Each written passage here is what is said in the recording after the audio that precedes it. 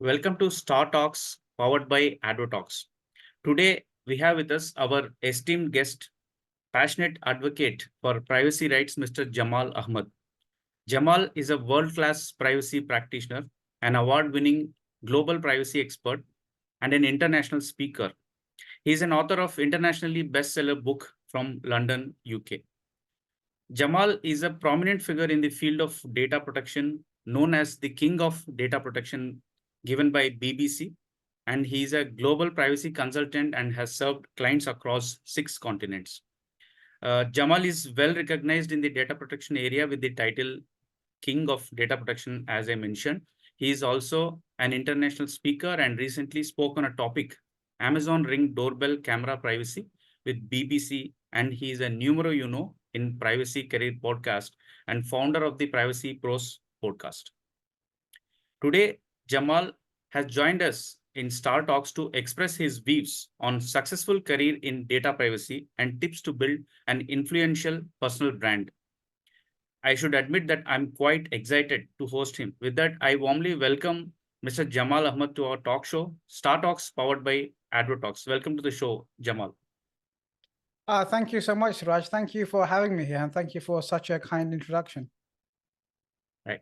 So let me try to understand a bit on how your journey has started. Like, what has motivated you to pursue a career in the data privacy area, and what are the challenges that you have encountered in your journey through the field of data privacy, and how did you overcome them, Jamal? Yeah, great question. Great question. So my background is in compliance. So when I left university, I graduated, I did some business consulting, and then I found myself in the financial services industry, mainly focusing on compliance. And compliance is mainly casework. So it got a bit repetitive, it got a bit dull. And I was like, you know what? I wasn't finding the fulfillment or the satisfaction. It's like, I don't need to be here doing this. A computer could do this, or anyone can do it. Why did I invest all of that time, money, energy in my education? Why did I develop all of these external skills? Why did I go into all of these different programs if I can't do it in my vocation? So I was looking for something that would give me a bit more fulfillment. And when I was thinking about making that career change, there was a few things going on for me personally, which influenced my decision. But I decided when I do make that change, it has to be something where I will not end up here 2 years down the line where I'm feeling stuck again and I want to do a transition. I want to find something that I enjoy. I want to find something that's going to keep evolving, that's going to keep me challenged because I love fast-paced environments. And that's where I came across data privacy. And around the time, there was talks, it was about 2014, 2015, and there was talks about this new regulation coming, the GDPR. And I remember looking at it thinking, this will never see the light of day. The big tech companies, they will never allow this, right? They've got powerful lobbies, it's never going to happen. But lo and behold, to my surprise, guess what? It did happen. And at the time, I had a mentor. And I was talking about this mentor about, career changing. And he said, look, what you need to do is you need to find a niche and you need to be the best at that niche, right? So find an area, if it's data protection, and then find a niche, data privacy, and then go and be the best at that. And so the timing of that was actually worked out very well for me. And a lot of people say, yeah, that was very lucky timing. Well, look, there's no such thing as luck. Winners create their own luck, and you create your own luck by taking shots, by making sure that you're prepared, by making sure that you're looking for opportunities to grow and develop.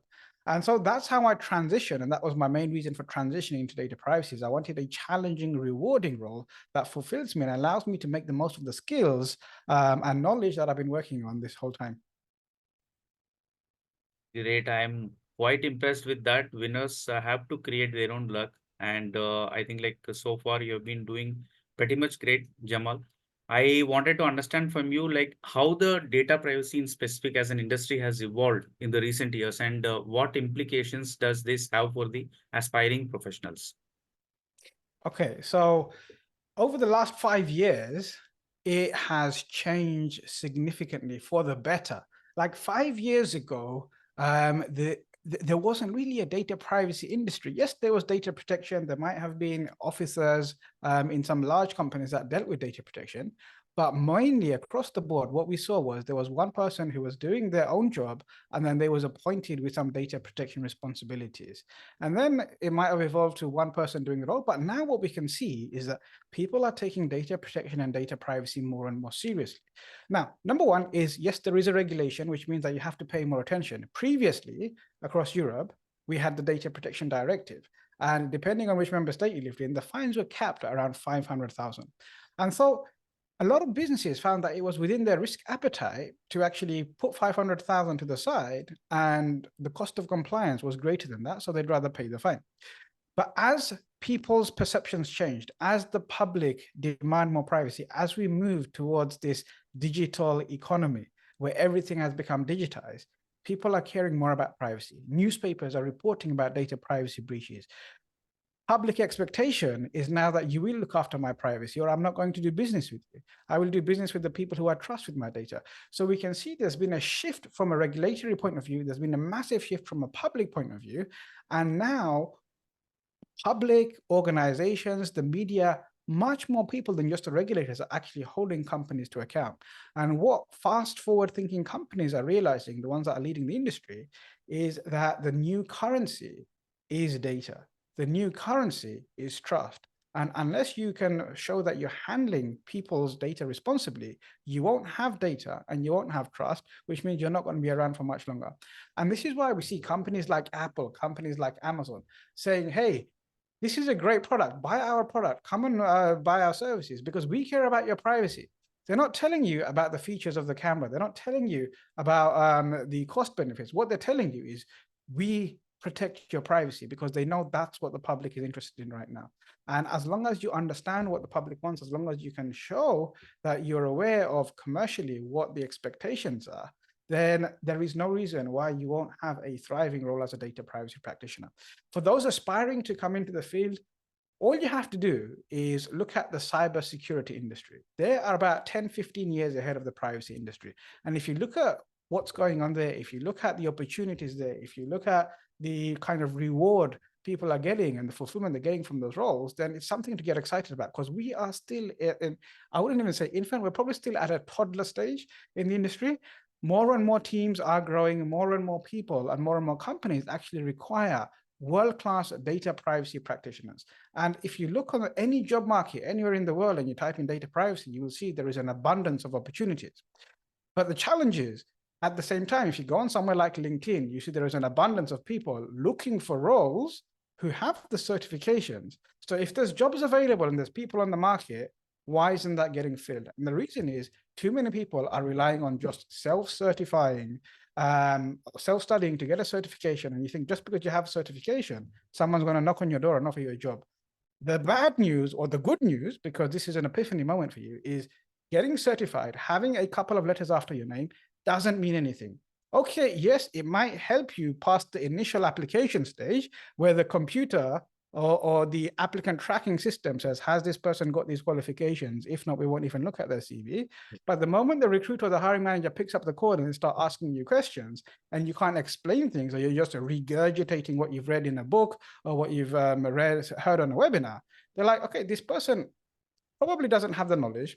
And let's say you do actually have the knowledge, you don't have the skill to be able to apply that. Nobody cares what Article 35 of the GDPR says. What businesses care about is, can you come and help us to do what we need to do to comply with that? When you're going to talk to your stakeholders, when you go and talk to the marketing team, they don't care about Article 13 and 14. They just want to know how you can help them to achieve their goals in a way that is compliant, in a way that helps you earn the trust of the customers and the greater stakeholders. And so if you want to be a world-class privacy professional, you've got to take a step back. You've got to look at the bigger picture and you've got to see how you add value to the organization by bringing not just the knowledge, but bringing in the skill.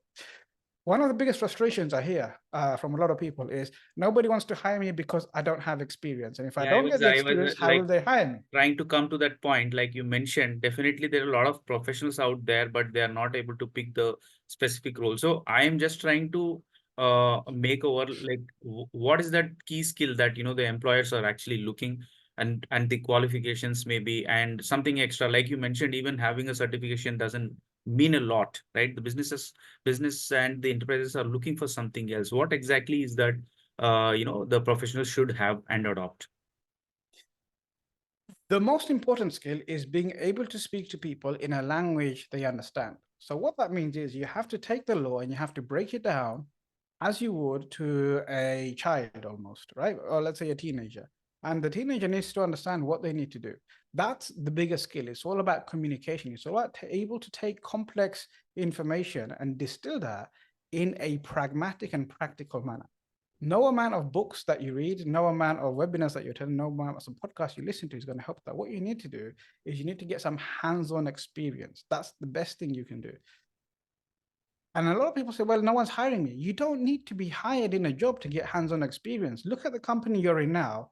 Look at the area you're in, or the business function you're in, and say, what are the privacy challenges here? What is it that I can do here to make the privacy element of this function better? And then take that to your senior stakeholders and then get involved. Find out who is actually dealing with data privacy compliance in your organization and go and volunteer, offer them an extra pair of hands. As I mentioned earlier, every single privacy company is usually under-resourced, or every single privacy department rather is usually quite under-resourced. So they will always say yes to a pair of hands, but they don't want to babysit and they don't have time to manage you. So what we're looking for is self-starters, people who are driven, people who are motivated, people who get this is not just about going and passing a multiple choice question and saying on LinkedIn, I'm certified, and expecting people to come and give you a job.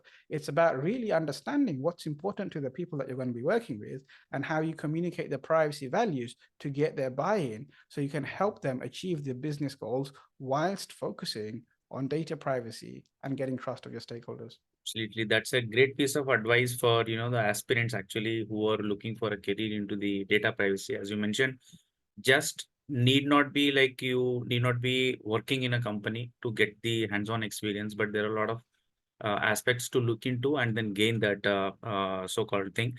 Thanks, Jamal. And I wanted to get into something that, pressing from the practitioner point of view. See, what I understand, the data privacy is absolutely a sensitive issue and the topic, right? In any board, data privacy itself, if you consider, there are a lot of kind of, stigmas attached. Even triggering a conversation is something that, a lot of people have a lot of apprehensions about. So what is that as data privacy professionals, right? Phase, and then what is that we can adopt to come over such kind of challenges. So how should one professional in the data privacy adopt to such situations? Yeah, I think a lot of the time when we're faced with challenges or when colleagues are faced with challenges, is because they haven't read the room properly. And so what I always advocate is you have to go and meet your clients, you have to go and meet your stakeholders, you have to go and meet your colleagues, whoever you're working with, where they are. Too many lawyers, too many professionals say, hey, I'm the lawyer, I'm the professional, I know this stuff, you need to do that, you need to do that, you can't do that, you're doing that wrong. And you completely create challenges for yourself. Or you go into an interview or you go into a meeting and say, yes, could you tell me what are the special categories of data you're processing? What the hell does that even mean to the person you're talking to? They don't know what special category data is. They know what special is, they know what category is, but they don't know what special category data in the context of what you're doing is. And when you're speaking to people who are senior to you and you're asking them questions that they don't know the answer to, that's only going to make them turn hostile and aggressive, because nobody likes to feel silly. Nobody likes to know they don't have the answer. And when a junior or someone else is coming and making them feel like they don't know what they're doing, then the only way that's going to go is through a hostile direction. So instead, what we need to do is come and find out where they are and meet them where they are and have a challenge, have a conversation about what's important to them, and then move into the data privacy aspects. You have to go in with the assumption as a world-class privacy leader that everyone is doing the best they can with the knowledge and resources available to them. And so therefore it's up to me now to go and empower them and educate them with kindness to help them to understand what we need to do here together and show them the benefits of doing that. Once you're on the same page, once you're looking in the same direction and know you're on the same journey, everything else becomes easy. But nobody is going to be willing to go on that journey with you if you don't go in with the right approach of meeting them where they are, assuming they're doing the best they can with the knowledge and resources available to them, and then saying, how can I take responsibility to educate and empower them so we can achieve this together? Now I'm getting all the essence of, there is something which is about, building a personal brand, which you are a professional who has been supporting and then mentoring a lot of people. I'm going to come back on few questions to you, Jamal. Before that, I wanted you to give your opinion on the GDPR and especially the, data protection practices and the standards and how these protection aspects are globally kind of, reviewed and what are the key aspects of GDPR that everyone should be aware of as a business or an individual? Yeah, so really good question there, Siraj. Thanks for asking. Now, when it comes to the GDPR, it is pretty much viewed by all practitioners and professionals across the world as the gold standard of data privacy laws. And any professional working for a multinational company or working with cross-border data transfers or serving customers in more than one country is at some point going to find that they come into scope of the GDPR. And so what that means is if you know that's the highest standard, then it makes sense to design your privacy program, design all of your policies, processes to meet that standard. Because if you do that, then you will probably meet 95% of all of the other requirements in all of the other laws. So for example, the GDPR says, hey, in Articles 13 and 14, when you collect information from people either directly or indirectly, this is what you need to inform them about. And if you look at all other privacy laws, they all tell you the same thing, apart from Australia, which requires one thing extra, and apart from the CCPA, which requires you to have a do not sell my information button or a declaration that you don't actually sell their information. So once you look at the global standards and you create the framework and you look at all of the different things you're required from the others and you map that out, you can see that you can actually create and use the GDPR as the gold standard, as the thing that you rely on. And if you are not convinced about that, or you're in a jurisdiction where there is no data privacy laws and you are not in scope of the GDPR, then what I encourage you to do is go one step further and actually look at the OECD guidelines. Because when you look closely at the GDPR, you can see that the GDPR brings in all of the principles from the OECD guidelines. And as we see more new jurisdictions bringing in and introducing data protection laws, they seem very similar to the GDPR. But actually, if you take that step back, you'll see that they're all actually following the OECD guidelines, or they're all inspired by that, at least. So my advice would be go and read the OECD guidelines, have a look at the GDPR, and then create your practices, create your programs with that as the baseline. And that's going to really set you off very well success for your career, but also for your program as well. Now, you said, what are the key aspects of the GDPR? So look, the key thing about the GDPR is recognizing that privacy is a fundamental human right. And this human right was enshrined not just in the United Nations Declaration of Human Rights, but also in the European Convention of Human Rights. So it's fundamental understanding that way we approach this is because of human rights issues.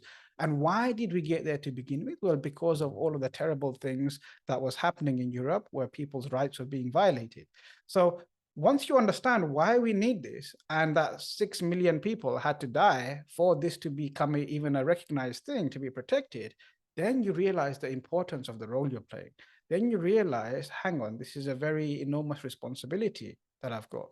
And then when you actually go and look at what happens when that data gets into the wrong hands, how some people can have their health compromised, how some people can actually be on an operating table and someone can't operate because they can't get access to the records, how some people can have their identity stolen, how some people can have the land taken away from them, all of the different things that happen when data breaches, you suddenly realize the enormity of the situation and the gravity of the responsibilities that you're tasked with. And then in the GDPR, you have the basic principles, fairness, lawfulness, transparency, data minimization. So only collect the information that you actually need. If you collect information for one thing, don't do something else with that. Don't keep information for longer than you need to, and actually demonstrate that you are complying with all of the different principles, making sure that you have appropriate security around the information that you collect and process and share. So it's just making sure that you understand the basics, and those basics actually make sense when you realize what it is that you're doing and why you're doing those things. The challenge I find is a lot of people think, oh yeah, data privacy, I heard there's good money in it. I need to go and do this certification. I cleared the certification and that's it. But they've never actually stopped to even understand, why am I doing this? Why do I want to do this? Why is this a great thing to do? What's the cost of getting this wrong?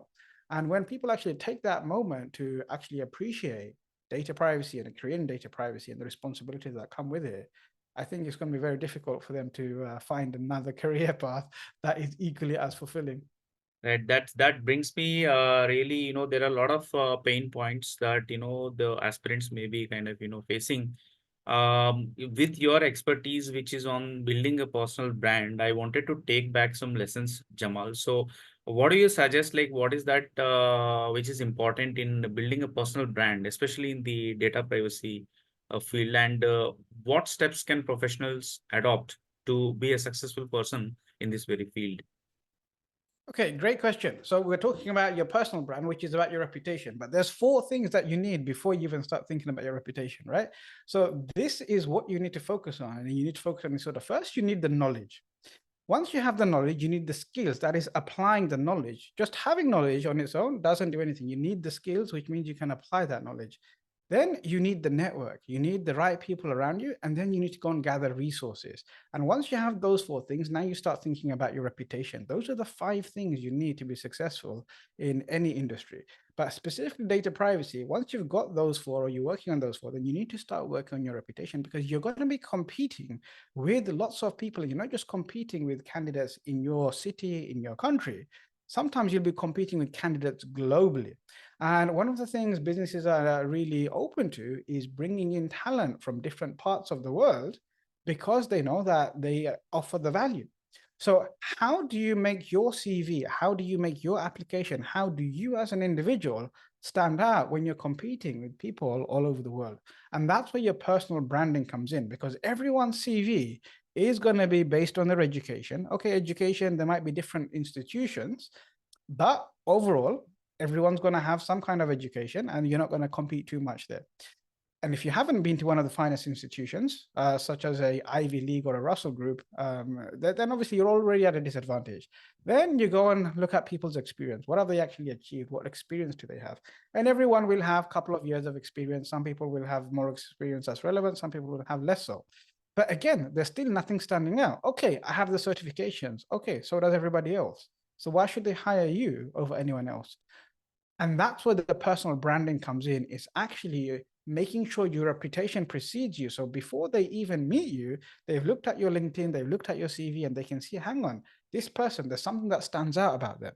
This person is a little bit different to anyone else. And what you're trying to demonstrate through your personal branding is what makes you superior, what makes you unique, and what makes you different. That means you provide more value to the business than everyone else.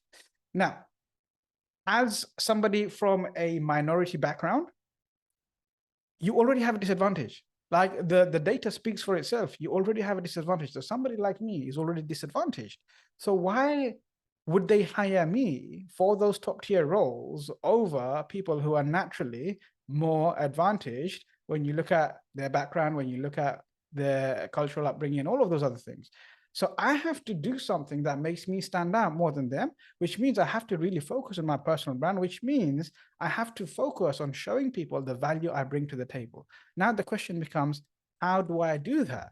Okay, so the first thing you need to do is appreciate that there is about 900 million people on LinkedIn.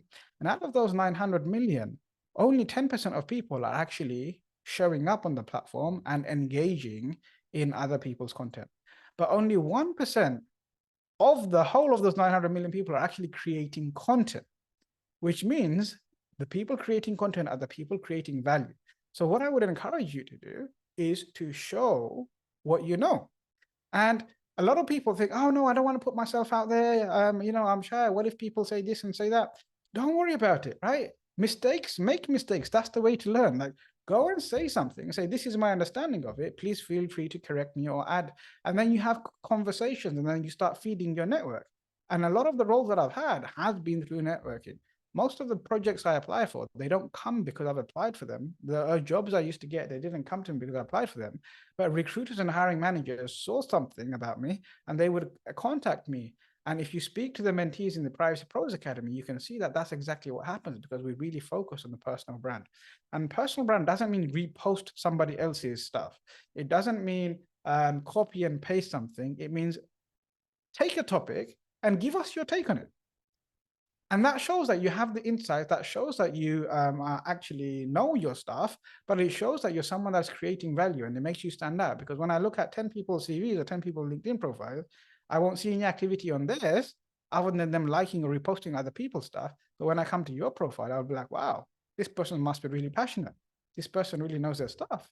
You suddenly are a lot more interesting, and I'm looking forward to speaking to you, whereas everyone else is the same. They all gave the same answer. They all put the same stuff on the interviews. So nothing's making them stand out. So your personal brand is really a way for you to stand out, and it's your reputation. Now you have a personal brand, whether you like it or not. When someone goes and looks at your LinkedIn profile, when someone looks at your CV, that's your personal brand.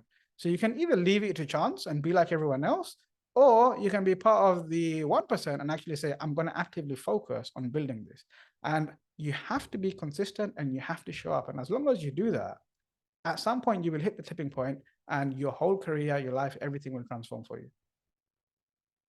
Great, Jamal. I should admit that you are actually able to showcase that, one point where you can differentiate yourself from the lot many millions out there. As you mentioned, like it is only 1% of the people who are actually making content. I guess this is the great input for anyone out there to actually start pick up and then create the content and then influence the world around you. That's a pretty much great, insightful conversation. I have to uh, conclude this. Thanks for helping us and our audience understand the various aspects of successful career in the data privacy, and as well giving the tips of how to improvise the personal branding to make it make yourself an influential brand in the market. And thanks for taking time for us at StarTalks. It's been an absolute pleasure and a privilege. Siraj, thank you once again for inviting me on. Okay. Okay, viewers. So that's about today's program with Advocate Jamal Ahmed, which has bring a lot of insights on the successful career in data privacy and the perspectives of the government, citizens, and enterprises. We hope this conversation was knowledgeable. And for more updates and information on the legal concepts, please do visit our website www.advotalks.com, and don't forget to like, share, and subscribe to our YouTube channel Advotalks.